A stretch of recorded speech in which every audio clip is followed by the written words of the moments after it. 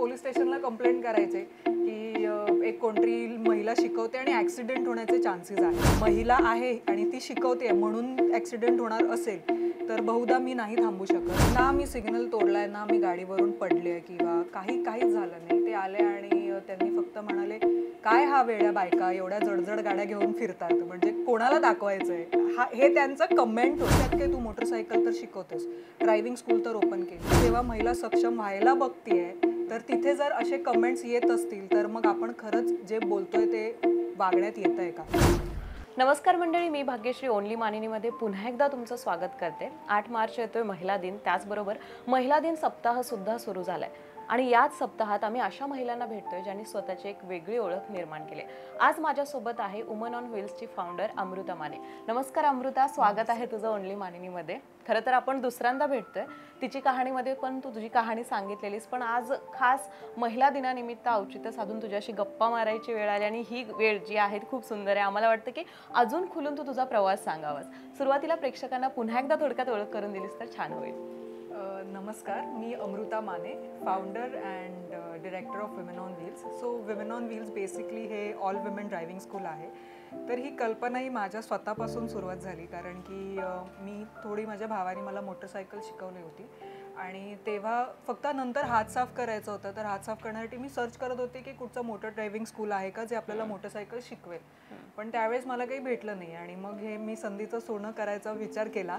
आधी स्वतः शिकले आणि नंतर मग मी म्हटलं की जस्ट म्हणजे माझ्यासारखंच इतर महिलांना सुद्धा अशी हा जो गॅप आहे तो असणारच सोसायटीमध्ये. तर मी म्हटलं की आपण तो गॅप फिल करायचा प्रयत्न करूयात आणि that's how women on wheels सुरुवात झाली. आणि आत्तापर्यंत आपण एक 5,000 महिलांना म्हणजे त्यात प्रशिक्षण दिलं आहे मोटरसायकलसाठी. आणि मला बघायला आवडेल की तुझे जे व्हिडिओज आहेत ते आम्ही बघितलेले आहेत, प्रेक्षकांना पण आपण दाखवूच. पण अनेक अशा महिला आहेत की एज लिमिट नाही आहे तुझ्या या ड्रायव्हिंग स्कूलमध्ये.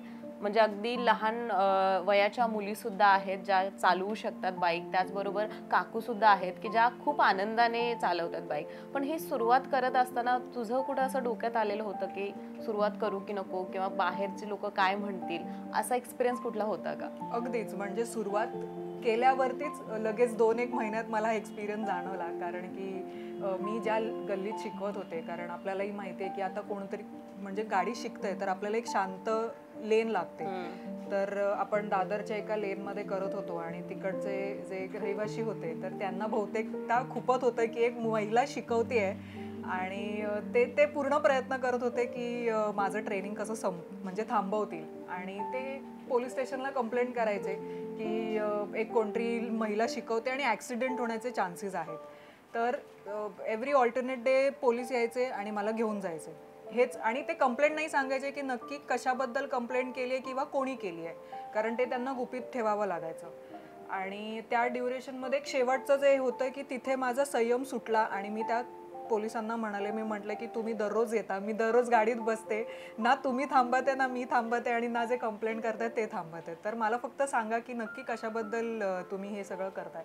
तर तेव्हा त्यांनी सांगितलं इकडचे एक रहिवाशी आहेत तर त्यांनी अशी कंप्लेंट केली आहे की एक महिला शिकवते आहे आणि ॲक्सिडेंट होण्याचे चान्सेस आहेत. तर मग मी त्या पोलिसांना विचारलं, मी म्हटलं महिला आहे आणि ती शिकवते म्हणून ॲक्सिडेंट होणार असेल तर बहुधा मी नाही थांबू शकत आणि किंवा तुम्हीही सांगा की मी कुठे चुकते. जर काही चूक असेल तर तेव्हा आपण बघू, थांबण्याचा विचार करू. आणि ती माझ्यासाठी एक स्टार्टिंग पॉईंट होता, कारण की जर मी त्यावेळेस थांबले असते तर कदाचित आता ज्या 5,000 महिला ज्या आपल्याकडून शिकून गेल्या आहेत, सक्षम झाल्या आहेत, त्या झाल्या नसत्या.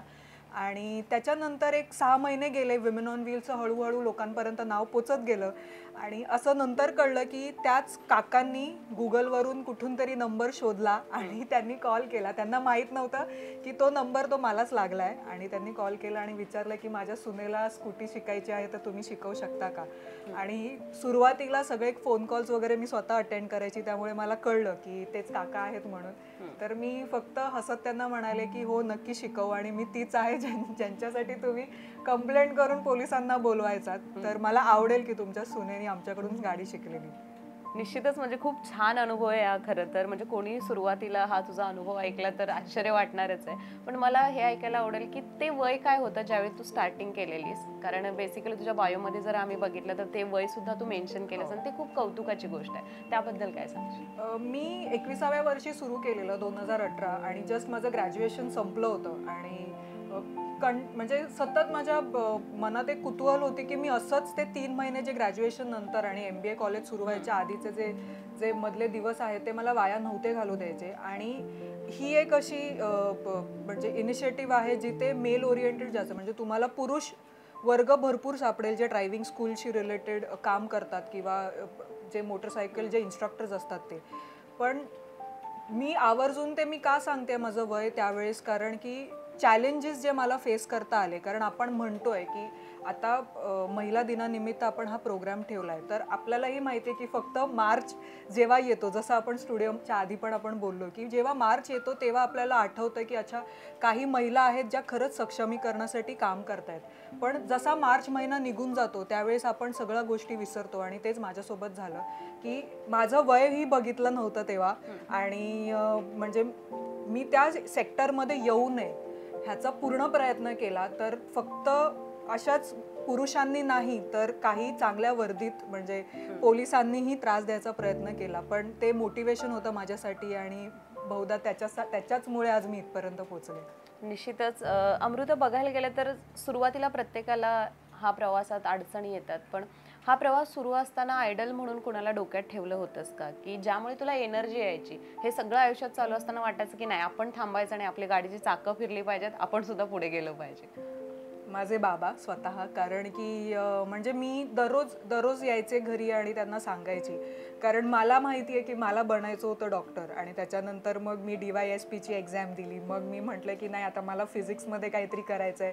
मग त्यांना सांगितलं की नाही आता मी MBA साठी परीक्षा देते. एकदाही अशी वेळ आली नाही की त्यांनी सांगितलं मला की हे तू सारखं बदलते का आहेस. त्यांनी जे काही मी म्हणजे विचार केला करायचा त्यांनी फक्त सपोर्टच केला.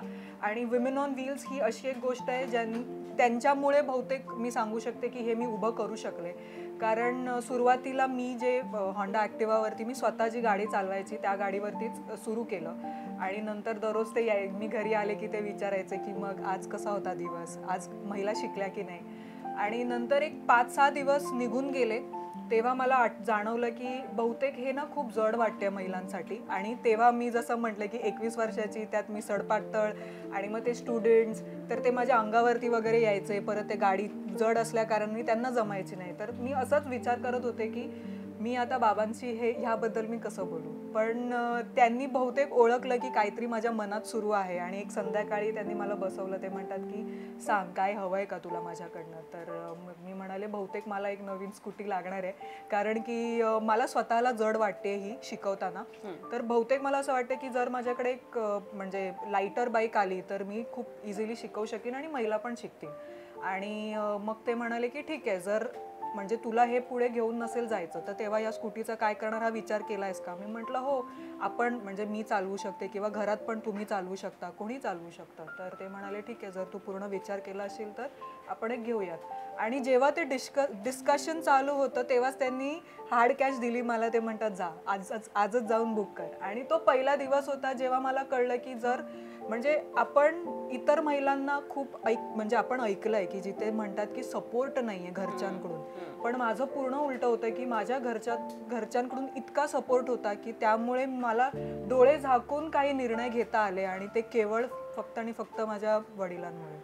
निश्चितच जसं आता तू म्हणालीस वडिलांचं उदाहरण दिलीस की तुझ्या मागे सपोर्ट होता, तर अशा अनेक महिला असतील ज्यांना बाईक शिकायची आहे पण घरच्यांचा तितकासा सपोर्ट नाही, तर लपून छपून ट्रेनिंगला येतात. असं काही किस्से आहेत का? फक्त स्टुडंट्सच नाहीत, पण माझ्याकडे असे इन्स्ट्रक्टर्स पण आलेत, म्हणजे जे ट्रेनिंग देतात ते पण आलेत. तर तिचं पॅशन होतं की तिला मोटरसायकल चालवायला वगैरे आवडायची आणि तिला येत पण होती. पण ऑर्थोडॉक्स फॅमिलीमधनं आल्यामुळे तिला ते हे करायला मिळायचं नाही. पण मग ती काय करायची, घरी सांगायची की मी बाहेर चालली आहे. एक तिने काहीतरी शेड्यूल बनवला होता सकाळचा वेळ, जे तिने घरी सांगितलेलं की मी इथे इथे दररोज जाते. तर ती घरून साडी नेसून, म्हणजे अक्षरशः मला आठवतंय की तिने सांगितलंय की तिने रेडीमेड साडी शिवली होती, कारण आतमध्ये ती ट्रॅक पॅन्ट आणि टी शर्ट घालायची आणि त्याच्यावरती ती रेडीमेड साडी वगैरे घ्यायची. मग इथे ट्रेनिंगच्या इथे आपल्या इथे वॉशरूम आहे, त्या वॉशरूममध्ये जाऊन चेंज करून युनिफॉर्म घालून देन ती ट्रेनिंग देऊन परत घरी जाताना परत ती रेडीमेड साडी ड्रेप करून ती घरी जायची. सो अगेन ते फक्त स्टुडंट्स नाहीत पण इन्स्ट्रक्टर्स पण आहेत ज्यांना पॅशन आहे पण घरचे सपोर्ट नाही करत. निश्चितच मला वाटतं ज्या पद्धतीने तू यश संपादन केलंस त्या पद्धतीने त्या सुद्धा करतील आणि एक दिवस हा बदल सुद्धा आपल्याला पाहायला मिळेल. यानंतर मला ऐकायला आवडेल अमृता की ज्या बाईक्स असतात, जसं आता तू हिरो होंडा सांगितलंस, रॉयल एनफिल्ड पण आहे, तू अगदी लडाखला सुद्धा जाऊन आलीस, तर हा एक्सपिरियन्स कसा होता? किंवा वजनदार बाईक्स पेलवतात का? वजन आणि बाईक रायडिंगचा काही हे असतो का? आत्ता 1 महिन्या आधीच गोष्ट झाली. म्हणजे मी आता हिमालयन 450 चालवते आणि खूप म्हणजे मला कम्फर्टेबल आहे. पण मी एका सिग्नलवरती उभी होते आणि ट्रॅफिक हवालदार आले आणि ना मी सिग्नल तोडलाय ना मी गाडीवरून पडले किंवा काहीच झालं नाही. ते आले आणि त्यांनी फक्त म्हणाले, काय हा वेड्या बायका एवढ्या जडजड गाड्या घेऊन फिरतात, म्हणजे कोणाला दाखवायचंय, हे त्यांचं कमेंट होतं.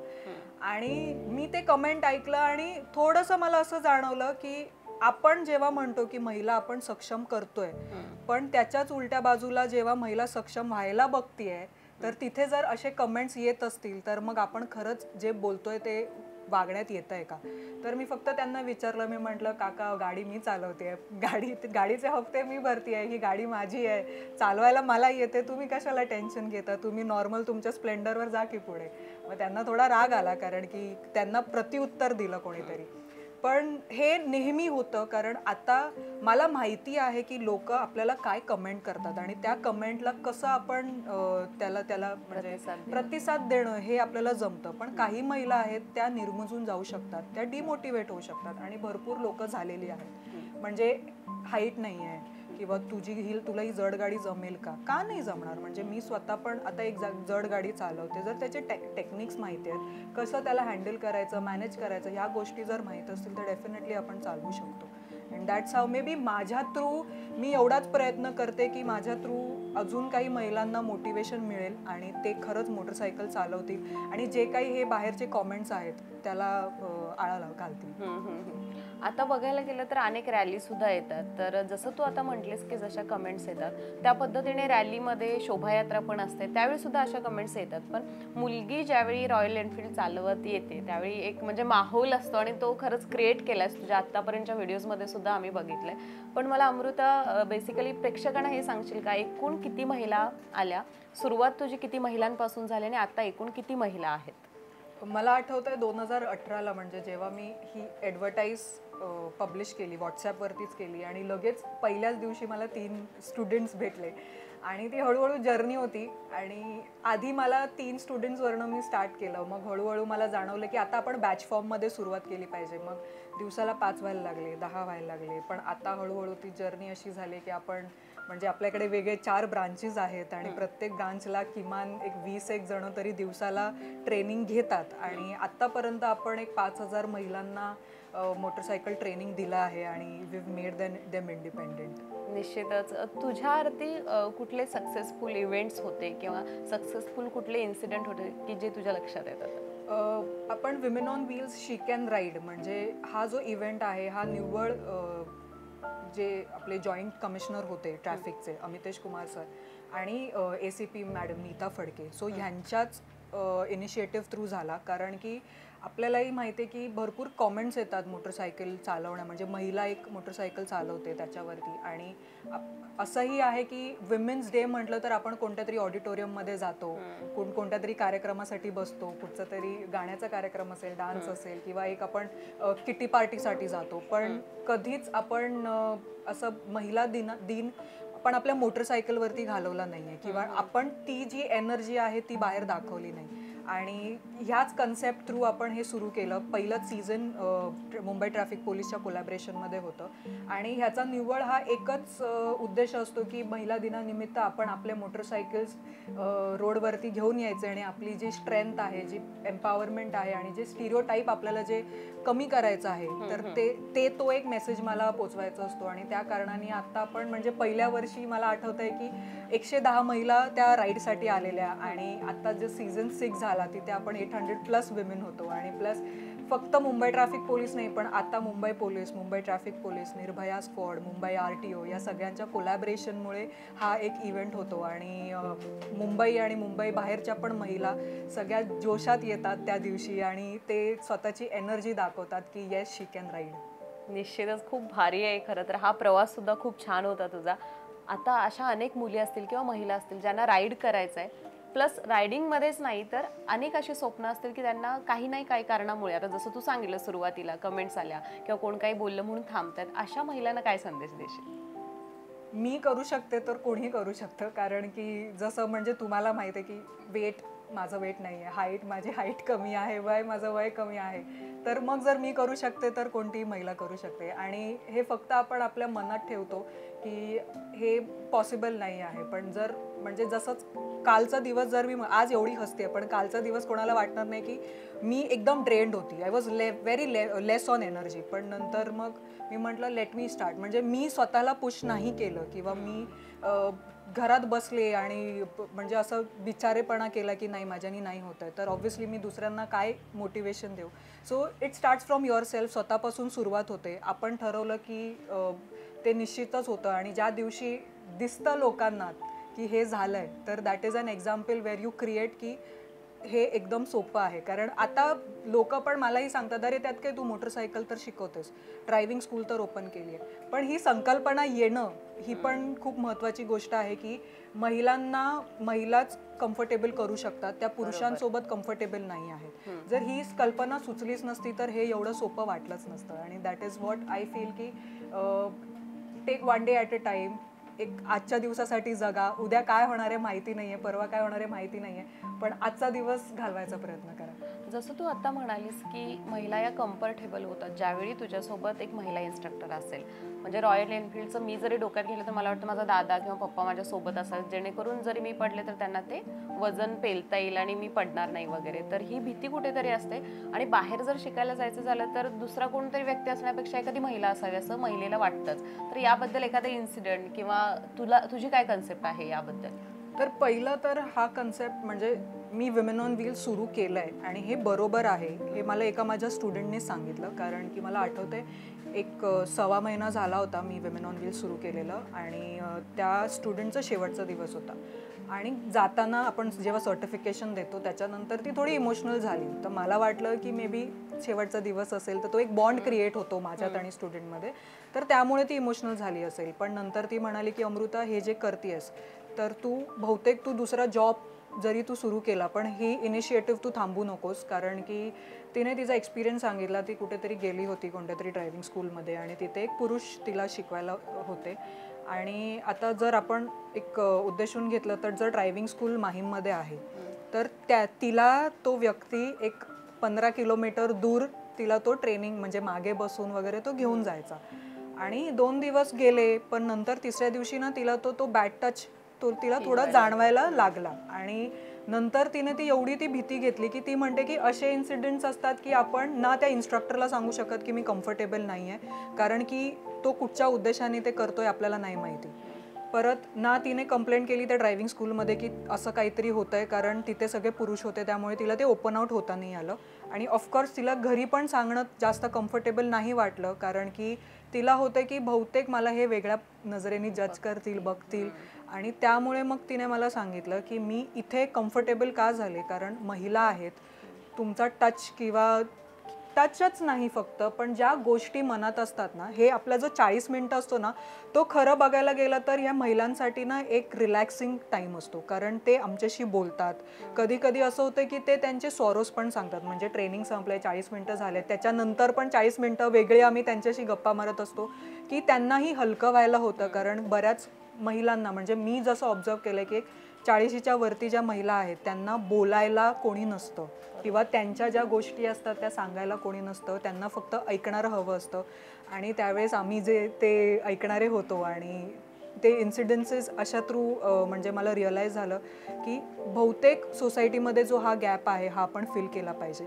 आणि दुसरी गोष्ट जे आपण हाईट वेटचं म्हणतो, तर ऑफकोर्स वेट आणि हाईट म्हणजे थोडंसं मॅटर करतं, जडपणा तो गाडीचा मॅटर करतो, कारण की टेक्निक्स असतात काही. म्हणजे आता भले मी 48 म्हणजे माझं वजन 48 kgs आहे, पण मी एक छान गाडी ती हँडल करू शकते कारण मला त्याचे ट्रिक्स माहिती आहेत. सो तेच आहे की आधी आपण ड्रायव्हिंग स्कूलमध्ये लगेच आपण जड गाडी त्यांना देत नाही, तर कम्फर्टेबल करायला आपण आधी एकदम लाईटर गाडी देतो. म्हणजे जी एक 100 किलोची जी बाईक आहे, सिटी 100 म्हणून आहे, ती आपण त्यांना देतो.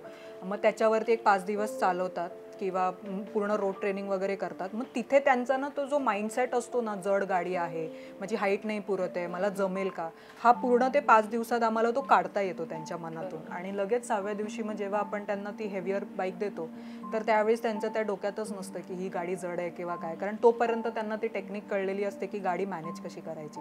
सो जड गाडी बेसिकली तुम्ही जेव्हा स्टँड स्टील असता तेव्हाच तुम्हाला त्याचं वजन जाणवतं आणि तेव्हा तुम्हाला कसं त्याला मॅनेज करायचं हे जर आलं तर तुम्ही कुठचीही बाईक चालवू शकता. निश्चितच. आणि सेलिब्रिटी सुद्धा तुझ्याकडे येतात हे पण मी ऐकलं आणि बघितलेले पोस्टमधून, त्यांच्याबद्दलचा काही अनुभव आहे का? येस, अमृता खानविलकर ज्या ॲक्ट्रेस आहेत त्या आपल्याकडे शिकून गेल्या आणि त्यांना आपण वर्सोव्याला जाऊन ट्रेनिंग दिली आणि शी वॉज ऑल्सो व्हेरी कॉन्फिडेंट. म्हणजे त्यांना नॉन गिअरचं काहीच नॉलेज नव्हतं इनिशियली. त्यांच्या सायकलिंग बॅकग्राऊंडवरती आपण त्यांना आधी सिटी 100चा कोर्स दिला आणि त्याच्यानंतर रॉयल एनफिल्डचा कोर्स दिला. आणि मला आठवतं आहे की त्यांचं एक ऑफिस आहे दादरला, तर वर्सोव्यावरून दादरला लास्ट डेला त्या छान चालवत आल्या आणि that was a motivation for us also. कारण की जेव्हा शेवटच्या दिवशी स्टुडंट्स शिकून जातात आणि ते काहीतरी तुम्हाला ते गिफ्ट जेव्हा रिटर्न बॅक देतात ना, so that is the achievement. किंवा तेवढंच माझ्यासाठी तरी ते खूप होतं, मौल्यवान आहे की माझ्याकडून एक स्टुडंट शिकून गेली आणि ही थ्रू आउट द जर्नी जी आहे किंवा त्यांचं ते मेमरी आहे ही कायम राहणार आहे की अमृताकडून शिकून गेले किंवा विमेन ऑन व्हील्समधून शिकून गेलेत. निश्चितच अमृताचा हा जो उत्साह आहे तुझा तो पूर्ण आयुष्यभर राहू दे आणि अनेक महिला ड्रायव्हिंग स्कूलमध्ये येऊ देत आणि मस्त राईड सुद्धा करू देत, हीच माझी सदिच्छा आहे. तू तुझा वेळ दिलास त्याबद्दल खूप धन्यवाद. प्रेक्षक तुम्हाला सुद्धा ही मुलाखत आवडली असेल तर नक्की लाईक करा, जास्तीत जास्त शेअर करा आणि हो, जर तुम्ही आमच्या चॅनेलला नवीन असाल तर सबस्क्राईब करायला विसरू नका. धन्यवाद. थँक्यू.